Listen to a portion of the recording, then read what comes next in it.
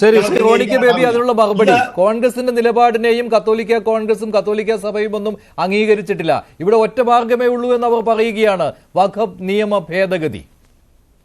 ഈ വഖഫ് വിഷയം കേരളത്തിൽ ചർച്ചയായ അന്നു മുതൽ അതൊരു മുഖ്യധാരയിലേക്ക് ഒരു പ്രധാനപ്പെട്ട വിഷയം ഒന്നിടപെടുകയാണ്. പേര് എഴുതി കാണിക്കുന്നത് തെറ്റാണ്. ഇപ്പോൾ റോണി കെ ബേബിയാണ് സംസാരിക്കുന്നത്. അദ്ദേഹം കോൺഗ്രസിന്റെ പ്രതിനിധിയാണ്. പി കെ ജലീൽ വഖഫ് സംരക്ഷണ സമിതിയുടെയും. ശരി, റോണി കെ ബേബി തുടർന്നോളൂ.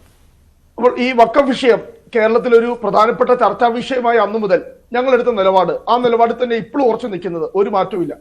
സംസ്ഥാന സർക്കാർ വിചാരിച്ചാൽ 10 മിനിറ്റ് കൊണ്ട് ഈ വിഷയം പരിഹരിക്കാം. അത് തന്നെയാണ് അന്നത്തെ ഞങ്ങളുടെ നിലപാട്, ഇന്നത്തെ ഞങ്ങളുടെ നിലപാട്.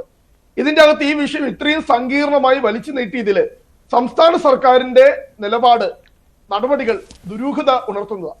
അത് തന്നെയാണ് ഇപ്പോൾ ബഹുമാനപ്പെട്ട കേരള ഹൈക്കോടതിയുടെ സിംഗിൾ ബെഞ്ചിന്റെ വിധിയിലൂടെ തന്നെ ഇവിടെ വ്യക്തമായിരിക്കുന്നത്.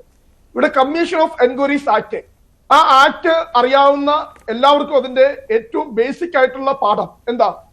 ഒരു സിവിൽ സ്വഭാവമുള്ള അല്ലെങ്കിൽ ഒരു ക്വാസി ജുഡീഷ്യൽ എന്താ പറയുന്നത്, ഒരു അർദ്ധ ജുഡീഷ്യൽ സ്വഭാവമുള്ള ഒരു ബോഡിയുടെ പരിഗണനയിൽ ഇരിക്കുന്ന ഒരു കേസ്, അതുമായി ബന്ധപ്പെട്ട് ഈ പറയുന്ന ജുഡീഷ്യൽ കമ്മീഷനെ നിയമിക്കാൻ പാടില്ല എന്ന് വളരെ വ്യക്തമായി തന്നെ കമ്മീഷൻ ഓഫ് എൻക്വയറീസ് ആക്ട് പറയുന്നത്. നിങ്ങൾക്കൊരു ബദൽ നിർദ്ദേശം നൽകാനില്ല ശ്രീ റോണി കെ ബേബി. UDF ബദൽ നിർദ്ദേശമാണ് 10 മിനിറ്റ് എന്ന് ആവർത്തിച്ച് പറയുമ്പോൾ പറയുന്ന 10 മിനിറ്റ് ഏത് വഖഫ് ആക്ടിന്റെ ഏത് സെക്ഷൻ പ്രകാരമാണ്? കൃത്യമായി പറയാം. ഏത് സെക്ഷൻ? 2019 ഈ പറയുന്ന വഖഫ് ബോർഡ് ഈ മുനമ്പം പ്രോപ്പർട്ടി അവരുടെ ആസ്തി രജിസ്റ്ററിൽ ഉൾപ്പെടുത്തിയത്. 2021 ബഹുമാനപ്പെട്ട കേരള ഹൈക്കോടതിയുടെ സിംഗിൾ ബെഞ്ച് ശക്തമായ നിലപാടെടുത്ത് അവരുടെ മുഴുവൻ റവന്യൂ അവകാശങ്ങൾ പുനഃസ്ഥാപിക്കുകയും നികുതി അടയ്ക്കുവാനുള്ള എല്ലാ അനുമതിയും കൊടുത്തു. 2022 ഈ കേസ് ഡിവിഷൻ ബെഞ്ചിൽ പോയി. അവിടെ സംസ്ഥാന സർക്കാരിന് വേണ്ടി ഹാജരായ അഭിഭാഷകൻ വളരെ ബോധപൂർവം അതിനെ തൊളിച്ചു കളിച്ചു. ഡിവിഷൻ ബെഞ്ച് അതിന് ഉത്തരവ് കൊടുത്തു. അപ്പോൾ എനിക്കിവിടെ ചോദിക്കാൻ ഞാൻ ആഗ്രഹിക്കുന്ന ഒറ്റ ചോദ്യമുള്ളൂ. ഇവിടെ 1995 വഖഫ് നിയമം പറയുന്നു, 2014 വഖഫ് നിയമം പറയുന്നു. ആ രണ്ട് നിയമങ്ങൾ നിലനിൽക്കുമ്പോഴാണ് 2021 ബഹുമാനപ്പെട്ട കേരള ഹൈക്കോടതിയുടെ സിംഗിൾ ബെഞ്ച് ഈ മുനമ്പം നിവാസികളുടെ മുഴുവൻ പൗരാവകാശങ്ങളും റീഇൻസ്റ്റേറ്റ് ചെയ്തത്, പുനഃസ്ഥാപിച്ചത്. അപ്പോൾ ഇവിടെ സംസ്ഥാന സർക്കാർ ചെയ്യേണ്ട ഒറ്റ കാര്യമുള്ളൂ, അവർ ഈ പറയുന്ന കമ്മീഷൻ എന്ന് വെച്ച് വലിച്ചു നീട്ടി ഇതിനകത്ത് BJP-യുമായിട്ടുള്ള അന്തർധാരയ്ക്കുള്ള ഒരു അവസരമൊന്നും ഇവിടെ CPM ഒരുക്കേണ്ടതില്ല. അവർ ചെയ്യേണ്ടത് ഇപ്പോൾ ഹൈക്കോടതിയുടെ പരിഗണനയിലിരിക്കുന്ന, ഡിവിഷൻ ബെഞ്ചിന്റെ പരിഗണനയിലിരിക്കുന്ന കേസ് സത്യസന്ധമായി ബാധിച്ച് ആ സിംഗിൾ ബെഞ്ചിൽ എന്താണോ ഇവര് ശക്തമായ നിലപാട് സ്വീകരിച്ചത്, ആ നിലപാട് ഡിവിഷൻ ബെഞ്ചിനെ ബോധ്യപ്പെടുത്തി ഈ സ്റ്റേ വെക്കേറ്റ് ചെയ്താൽ ആ മുനമ്പം ഇതെല്ലാം ഈ കോടതികളിലൊക്കെ പോകുമ്പോൾ തടസ്സമായി നിൽക്കുന്നത് നിലവിലെ വഖഫ് നിയമമാണ്. ഏത് കോടതിക്കും നിലവിലെ നിയമം അനുസരിച്ച് തീരുമാനമെടുക്കാൻ കഴിയുകയുള്ളൂ. വഖഫ് നിയമം നിലനിൽക്കുന്ന സമയത്ത് അതിനെ മറികടന്ന ഒരു തീരുമാനത്തിലേക്ക് വരാൻ പറ്റില്ല. അതുകൊണ്ടാണ് കേന്ദ്ര സർക്കാർ ഇപ്പോൾ വഖഫ് നിയമ ഭേദഗതി കൊണ്ടുവരുന്നത്. അതിൽ ഞങ്ങൾക്ക് നീതി കിട്ടുമെന്ന് ഒരു ജനത വിശ്വസിക്കുകയാണ്, അവരെ പിന്തുണയ്ക്കുന്നവർ വിശ്വസിക്കുകയാണ്. BJP അതിൽ നിന്ന് മാറ്റി നിർത്താം. നമുക്ക് കത്തോലിക്ക കോൺഗ്രസും കത്തോലിക്ക സഭയും ഒക്കെ ആ ജനതയ്ക്ക് വേണ്ടി നിൽക്കുകയാണല്ലോ, നിങ്ങളെപ്പോലെ തന്നെ.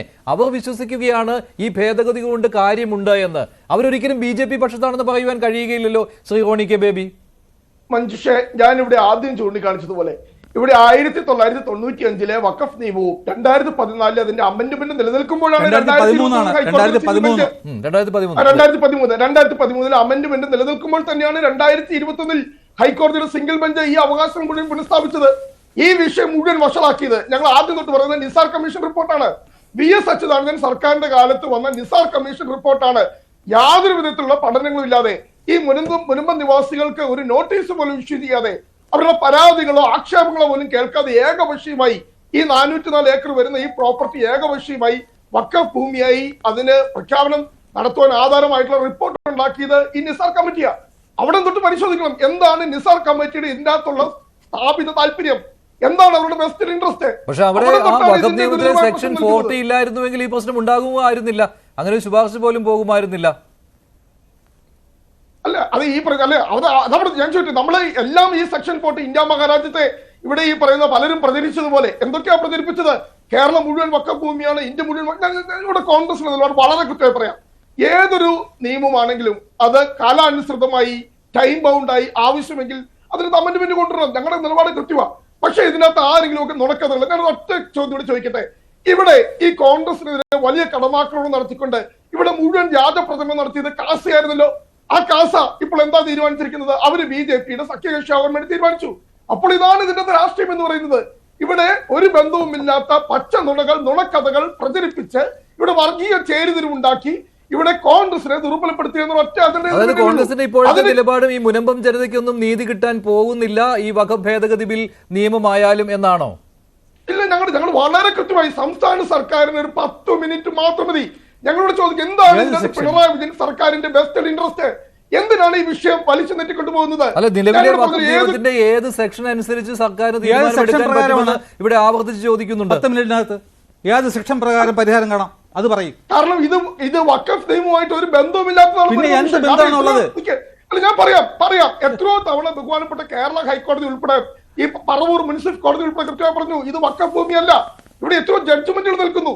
എനിക്കിവിടെ പറയാനുള്ള ഒരു കാര്യമുള്ളത്, ബഹുമാനപ്പെട്ട കേരള ഹൈക്കോടതിക്ക് ഒരു വസ്തു വഖഫാണോ അല്ലയോ എന്ന് പറയാനുള്ള ഒരു അധികാരവും ഇല്ല. നിങ്ങൾ പറയുന്നത് ഹൈക്കോടതി വിചാരിച്ച് നടക്കുന്നു. അല്ല, അങ്ങനെ അധികാരമില്ലെങ്കിൽ പിന്നെ എങ്ങനെയാണ് 1990 മുമ്പ് പല ബഹുമാനപ്പെട്ട കേരള ഹൈക്കോടതി തന്നെ ഇത് അവർക്ക് ഗിഫ്റ്റ് ഡീഡ് ആയിട്ട് കിട്ടിയതാണെന്നും ഈ ഫറൂഖ് കോളേജിന് അത് ഈ നിങ്ങൾ ഏത് ജഡ്ജ്മെന്റാണ് വായിച്ചത്? നിങ്ങൾ ഏത് ജഡ്ജ്മെന്റാണ് വായിച്ചത്? കാരണം പറവൂർ മുനിസിപ്പൽ കോടതിയുടെ വിധിക്കെതിരെ ഈ മുൻപ് ഈ പറയുന്ന അവര് കൊടുത്ത അപ്പീൽ, ആ അപ്പീലിലുള്ള ബഹുമാനപ്പെട്ട കേരള ഹൈക്കോടതി കൃത്യമായി തന്നെ പറവൂർ കോടതിയുടെ ജഡ്ജ്മെന്റ് ശരിവെച്ചിട്ടുണ്ട്. ഞാൻ അത് വായിച്ചു കാണിച്ചു തരാം. അല്ല അത് പ്രകാരമാണല്ലോ ഫറൂഖ് കോളേജ് ഈ പ്രോപ്പർട്ടി മുഴുവൻ വിറ്റത്.